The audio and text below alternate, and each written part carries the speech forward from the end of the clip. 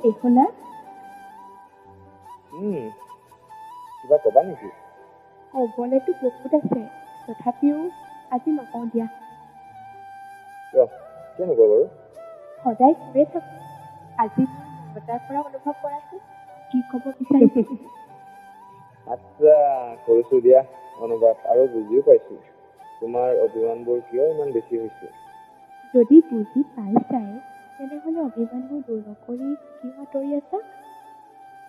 হেত পাগলী, আঁতৰি থকা নাইও। এইকেইদিন অলপ ব্যস্ত থকাৰ বাবেহে সময় দিব পৰা ন তোমাক। তোমাৰ ব্যস্ততাবোৰ অলপমান আঁতৰ কৰি কিছু সময় মোৰ সৈতে কটাব নোৱাৰা নেকি? পাৰিম, কিন্তু আৰু দুদিনমান অপেক্ষা কৰাচোন। তাৰপিছত ইমানেই সময় দি যাম, তুমি কথা পাতি আমনি পাই যাবা। হ'ব, পিছে ইমান বেছি ব্যস্ততা কিহৰ বাবেনো তোমাৰ?